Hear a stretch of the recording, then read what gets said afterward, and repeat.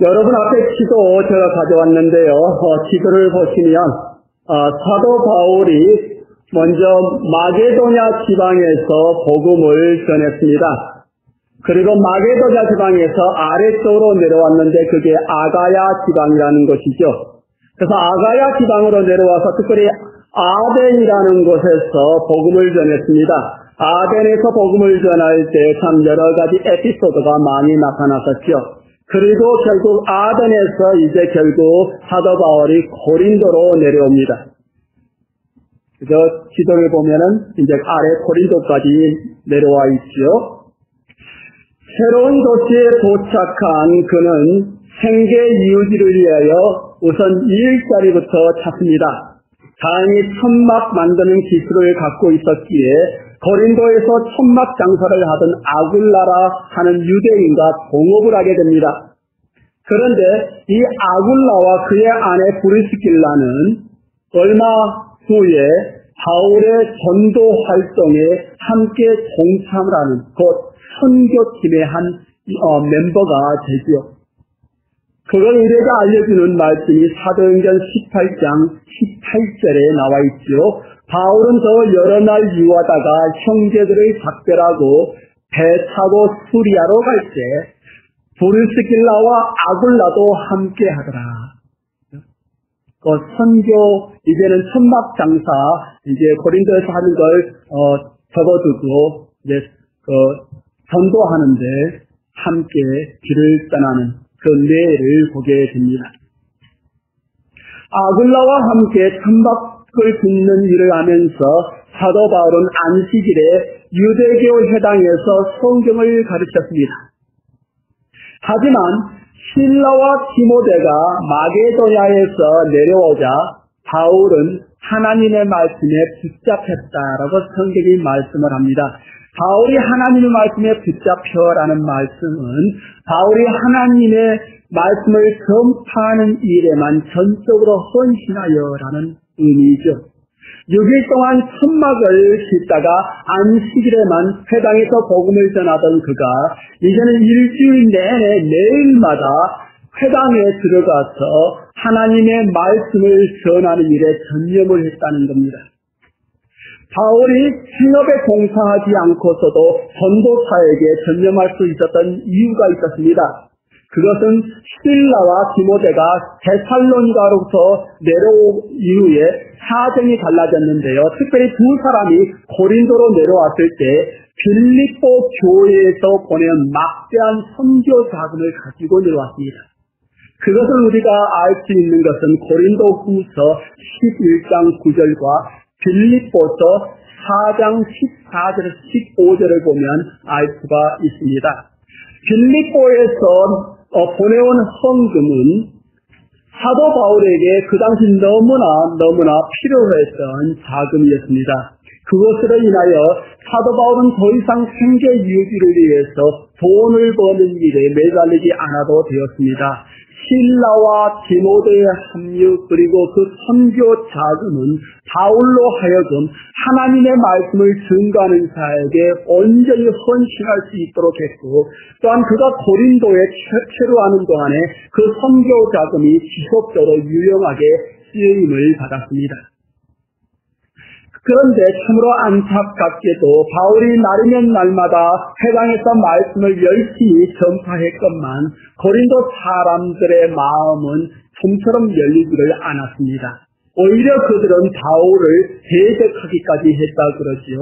그래서 바울이 자신의 옷을 털다고 먼지를 털어내면서 이렇게 말을 합니다. 너희 피가 너희 머리로 돌아갈 것이요 나는 깨끗하니라. 이후에는 이방인에게로 가리라. 오죽했으면 얼마나 답답했으면 바울이 이런 말을 해야만 했을까 싶습니다. 사실 바울이 고린도에서 복음을 전할 때 겪었던 어려움이란 이루 말할 수가 없었습니다. 그래서 그 당시 고린도에서 느꼈던 좌절과 또한 절망을 훗날 그곳 성도들에게 보낸 편지에서 이렇게 적어놓고 있습니다. 고린도전서 2장 3절인데요. 내가 너희 가운데 거할 때에 약하며 두려워하며 힘이 떨었도다. 그냥 한시도 마음 편해본 적이 없었다는 이야기죠. 복음의 씨를 뿌리고자 밤낮 혼신의 열정을 다했더만 그의 수고가 그곳을 좀처럼 먹혀들지도 않았다는 이야기죠. 그럼 여기서 잠시 저희는 그 당시 고린도가 어떠한 곳이었는지를 좀 살펴볼 필요가 있습니다. 고린도는 기원전 BC 46년에 율리어스 시저이라는 황제가 내렸던 칙령으로 완전한 폐허 상태가 되어 있던 도시가 새롭게 복구가 됩니다. 그리고 기원전 44년 로마 식민지로 거의 건설이 완성이 되어 갔고요. 그리고 기원전 27년에 이르러서는 아가야 지방의 수도로 승격을 합니다. 굉장히 빨리 도시가 건설되었고, 재건되었고, 또한 그 지방의 수도로 승격이 되었었죠. 그럴 만한 이유가 충분히 있었습니다.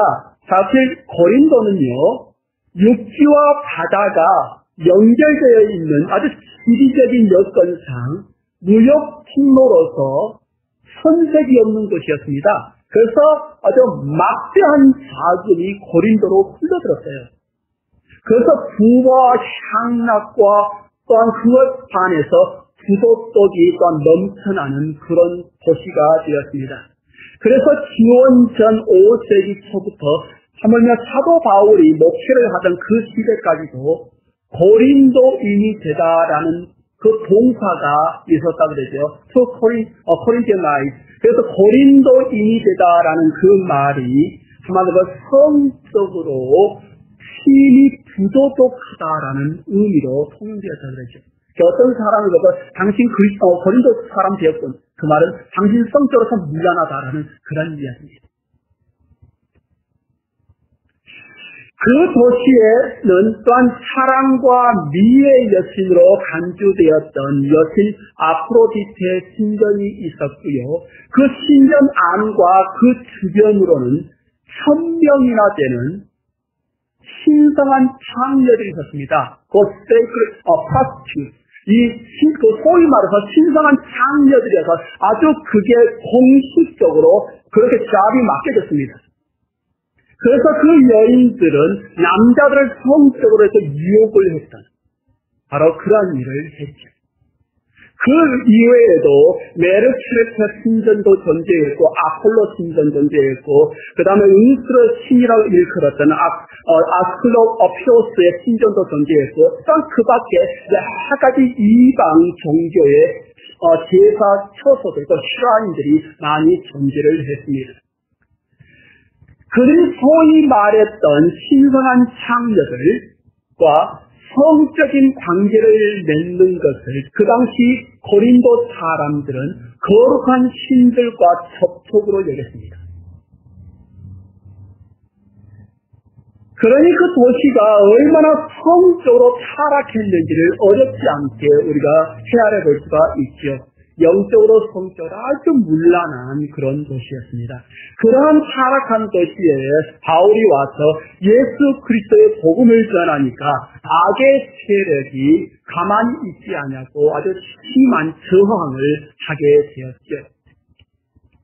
하물며 하나님의 백성이라 일컬었던 유대인들마저도 바울이 전하는 복음에 귀를 기울이지 아니하고 오히려 바울을 대적하고 회방하는 일에 앞장을 섰습니다. 그들은 바울에게 이렇게 말했다 그러죠. 너의 말에는 힘이 없다. 곧 너의 말은 설득력이 없다. 그렇게 비웃어댔고 또한 그의 신변의 위협을 자꾸만 가했습니다. 그래서 사실 아까 제가 읽었던 고린도전서 2장 3절 이 말은 그곳에 있는 유대인들에게 했던 이야기입니다. 내가 너희 가운데 거할 때 약하며 두려워하며 힘이 떨었도다. 유대인들이 그만큼 사도 바울을 힘들게 만들었다는 이야기입니다. 그래서 그때 본인이 느꼈던 그 참담한 그 심정을 솔직하게 저렇게 표현을 해놓고 있는 거죠. 대적들, 특별히 유대인들의 회방이 아주 극도로 거세어가자 바울이 이제 옷에 먼지를 펼쳐내면서 이렇게 외칩니다. 너희 피가 너희 머리로 돌아갈 것이요 나는 깨끗하니라. 이후에는 내가 이방인에게로 가리라. 여기서 옷을 썰다라는 말, 그 말은 나는 더 이상 당신들에게 책임이 없습니다. 그 당신들의 영혼에 대해서 나는 할 수 있는 만큼 다 했습니다. 그렇기 때문에 당신들이 받게 될 최후의 심판 또한 그 멸망은 당신들의 책임입니다. 나는 이제부터 당신들에게서 관심을 끄고 이방인들에게 찾아가겠습니다. 이렇게 선포를 한 겁니다. 그렇잖아요. 최선을 다했는데도 불구하고 모두가 다 그 최선에 동조해 주는 것은 아니잖아요. 그죠? 물론 혼신의 열정으로 말씀을 전하라고 힘써 노력하건만 모두가 귀를 기울여 주는 것은 아니잖아요. 그러할 때 전도자들이 느끼는 좌절감이란 이루 말할 수가 없죠. 열심히 말씀을 준비해서 함께 나누려고 하는데 그러나 그 소수의 사람들만 그 모임에 참석을 할 때 그때 좌절감이란 이루 말할 수가 없죠. 물론 저희 교회야 이제 성경 공부를 하면 성도님들이 한 번 더욱더 많이 참석하시기 때문에 교회에 굉장히 많은 희망이 있는 것 같아요. 하지만 정말 어떤 말씀을 준비를 했는데 그 말씀에 정말 한 사람, 두 사람 이렇게 나타나게 되면 그 말씀을 준비한 사람의 입장에서는 참 그 황당함이란 그 척섭함이란 이루 말할 수 없는 그런 모습이 되죠. 그래서 계획했던 것을 그냥 포기를 해버리고 싶은 그러한 심정이 들죠.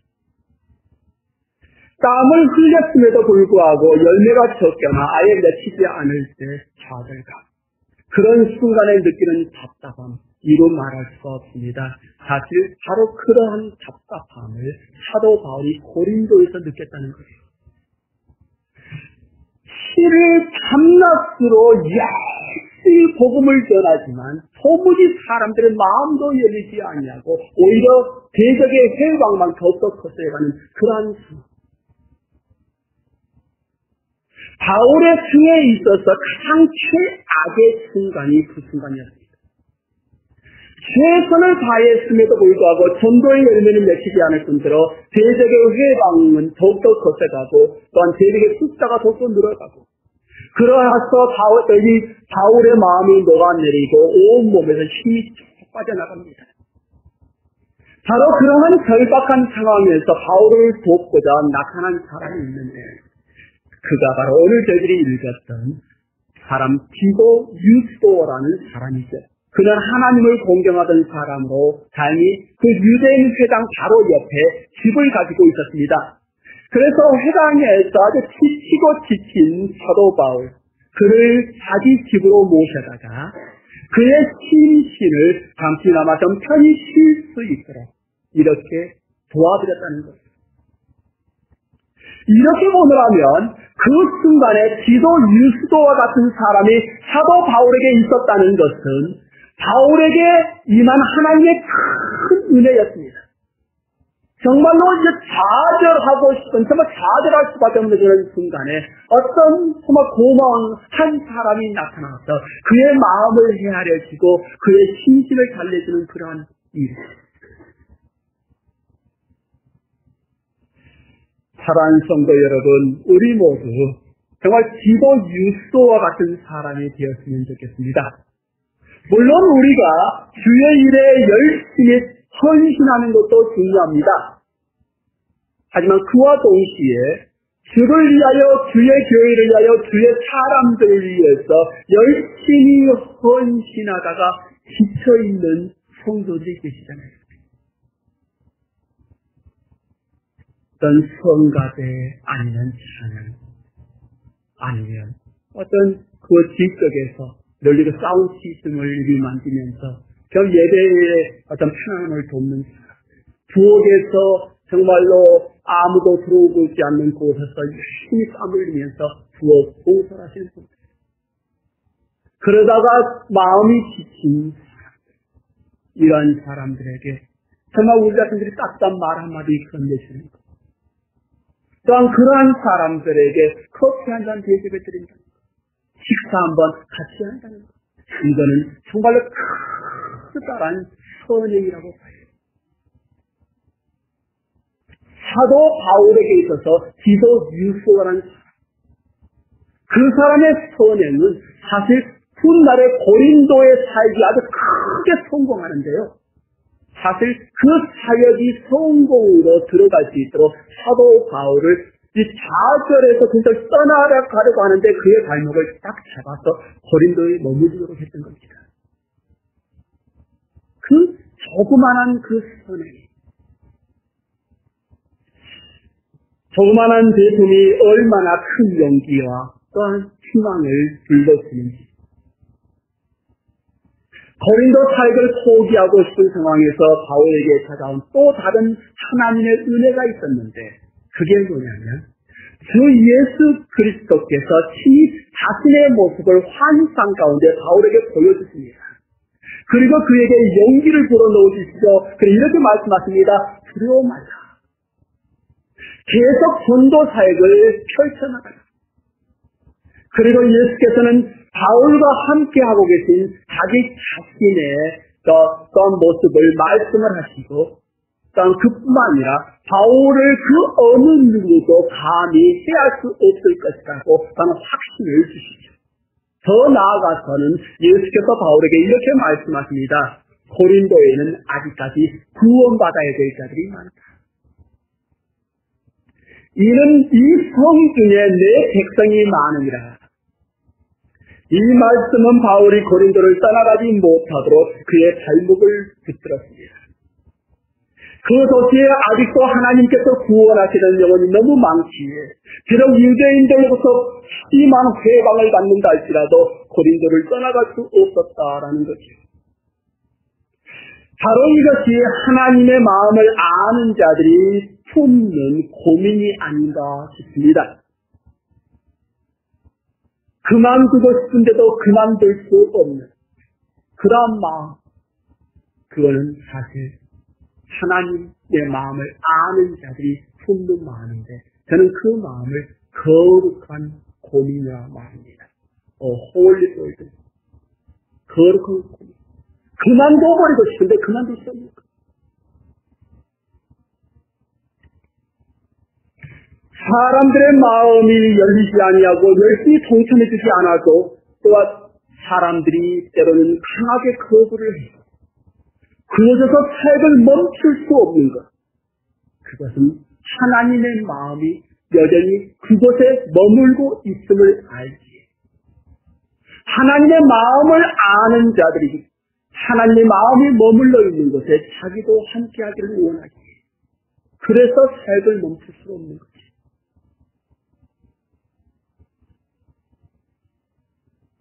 바울에게 바로 이런 거룩한 부담이 있었다는 겁니다.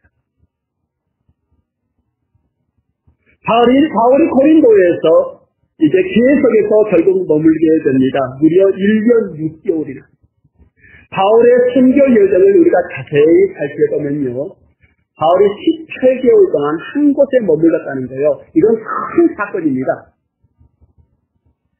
혼신의 열정을 고린도에 쏟아부었다는 의미거든요.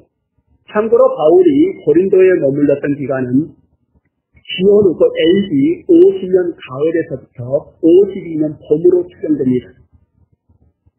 바울은 2차 세계 선교 여행 동안에 고린도에서 1년 6개월을 머물렀고요. 3차 여행 때는 그곳에서 무려 2년을 머뭅니다. 토를 3년 6개월을 머물렀죠. 그래서 특별히 3차 여행에서는 두란노소이라는 곳에서 제자 양성 훈련을 철저하게 했습니다. 사도행전 19장 10절 말씀, 이같이 주회 동안을 하매 아시아에 사는 유대인들이나 또는 헬라인이나 다 주의 말씀을 듣더라. 곧 고린도가 아가야 지방과 또한 그 위쪽으로 마게도나 지방, 또한 그 옆에 있는 현재 아시아, 거기는 물을 건너와야 되는 거죠. 아시아에 있는 교회들까지도 아주 고린도 교회가 그들에게 복음을 전하는 복음 전진기지가 됐다는 이야기입니다. 곧 고린도가 일종의 바울의 선교의 거두고가 된 거죠. 그런데 이러한 일이 가능했던가 오늘 본문 우리에게 말합니다. 기도, 유수 그리고 바울이 하나님의 마음을 아직까지 고린도에 머물러 있는 하나님의 마음을 그 마음에 통참하고 싶다. 그곳에 머물렀더니 이렇게 정말 도저히 생각할 수 없었던 아주 커다란 일이 고린도에서 일어나게 된 것이죠. 영혼 구원. 사실 하나님의 교회가 그것은 선택해야 될 사안이 아니라 마땅히 감당을 해야 될 숙명적인 과제라는 사실을 기억할 필요가 있습니다. 전도는 예수 그리스도를 믿는 자라면 누구나 마땅히 껴안아야 될 본분입니다. 만약 우리가 회개하고 예수 그리스도를 믿어 영생을 얻었다면 그 사실로 확실히 깨닫고 있다면 그토록 기쁘고 복된 소식을 우리의 가족에게, 우리 친지들에게, 우리 친구들에게, 우리 주변에 있는 사람들에게 알리기 위해서 힘쓰는 것은 극히 마땅한 일입니다. 제가 알라스카에서 여전히 목회를 하고 있었을 때 속회 인도자 모임을 매 주마다 했습니다. 토요일날 새벽재단이 끝나면 1시간 동안 속회 인도자들과 함께 머물러서 성경 공부를 했고, 그러고 나서 맥도날드로 가서 이제 아침 식사를 했습니다. 그날 식사를 제공해 주었던 한 여자 집사님께서 주문했던 음식을 갖고 오시면서 오는 길에 한국 한 남성을 발견을 하셨습니다. 그래서 우리 식탁을 오시면서 이렇게 말씀을 하셨습니다. 저쪽에 전도 대상자 한 분이 앉아 계세요.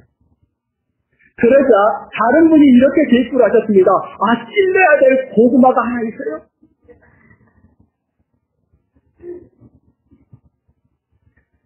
곧바로 옆에 앉아 계셨던 장로님께서 일어나셨습니다.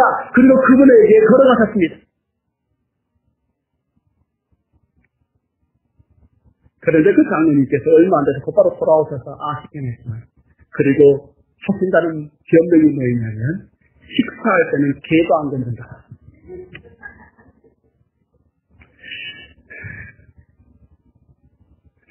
그러한 분위기를 보면서 그때 저희 교회 안에 전도의 열기가 얼마나 뜨겁게 달아오르고 있는지를 느낄 수가 있었습니다.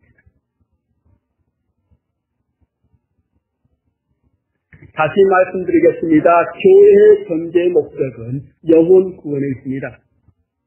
하나님께서 구원으로 초대하고자 하는 자들에게 복된 소식을 나눠주는 것, 그런 교회에 맡겨진 본분입니다. 저는 우리 사랑나무교회가 바로 이 본분을 감당하는 그런 교회가 되었으면 합니다. 마지막으로 하나님께서 선지자 요나에게 들려주셨던 말씀, 그 말씀 속에는 하나님의 마음이 물씬 담겨 있는데 그 말씀 속에서 하나님의 마음이 무엇인지를 한번 느껴보시기를 바랍니다. 하나님이 요나에게 말씀하시되 내가 이 방명글로 말미암아 성내는 것이 옳으냐 하시니 그가 대답하되 내가 성내어 죽기까지 할지라도 옳으니이다 하니라. 여호와께서 이르시되 내가 수고도 아니하였고 재배도 아니하였고 하룻밤에 났다가 하룻밤에 말라버린 이 방명글을 아꼈거든. 하물며 이 큰 성 느느웨에는 좌우를 분별하지 못하는 자가 12만여 명이요 가축도 많이 있나니 내가 어찌 아끼지 않겠느냐. 수많은 영혼이 현재 멸망받아 죽어갈 위기에 처해 있는데 그 죽어가는 영혼들을 내가 왜 관심을 갖지 않겠는가? 하나님의 그 마음이 우리 모두의 마음에 와 닿기를 원하고, 그래서 하나님의 마음이 머무는 곳에 우리의 마음이 함께 있기를 원합니다. 함께 기도합니다.